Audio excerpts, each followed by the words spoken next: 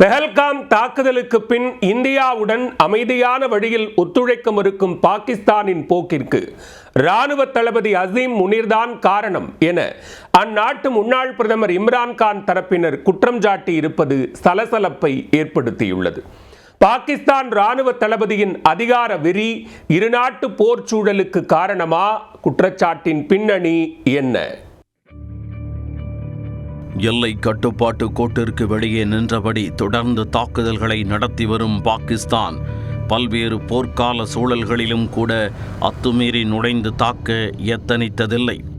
2016ஆம் ஆண்டு காஷ்மீரில் உரி பாதுகாப்பு நிலை மீது பாகிஸ்தான் பயங்கரவாதிகள் தாக்குதல் நடத்திய போது பயங்கரவாத முகாம்களை குறிவைத்து இந்தியா சர்ஜிக்கல் ஸ்ட்ரைக் நடத்தியது.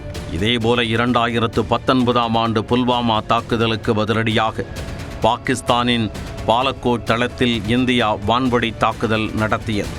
அப்போது கூட இரு நாடுகளும் தங்கள் வான்பரப்பை மூடி தற்காப்பு நடவடிக்கைகளில் இறங்கியதே தவிர எல்லை மீறி சென்று தாக்குதலை தீவிரப்படுத்தவில்லை.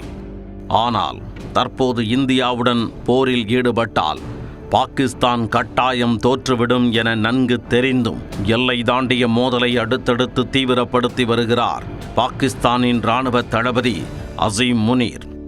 அசீம் முனீரின் இந்த போக்கிற்கு முன்னாள் பிரதமர் இம்ரான்கானின் உதவியாளர் புதிய விளக்கம் ஒன்றை அளித்திருக்கிறார். ஏற்கனவே பொருளாதார சிக்கலில் சிக்கி தவித்து வரும் பாகிஸ்தான் ஒரு போரை தாங்கும் நிலையில் இல்லை என்ற போதும் அந்நாட்டை போர் சூழலுக்கு வலுக்கட்டாயமாக கொண்டு செல்வதே அசீம் முனீர்தான் என குற்றம் சாட்டுகிறார். இரு நாடுகளும் மோதிக்கொண்டால் பாகிஸ்தானின் பொருளாதார நிலை மேலும் அதள பாதாளத்திற்கு சென்றுவிடும். இதனால் பிரதமர் ஷபாஸ் ஷெரீப் மீது மக்களின் வெறுப்பு அதிகரிக்கும், அவரது அதிகாரம் குறையும்.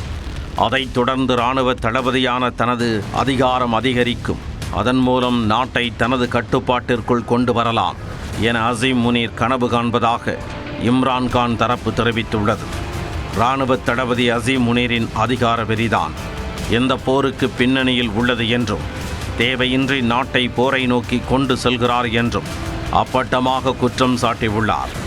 பாகிஸ்தான் நினைத்தால் பேச்சுவார்த்தைக்கு உடன்பட்டு போர் சூழலின் தீவிரத்தை கட்டுக்குள் கொண்டு வர முடியும்.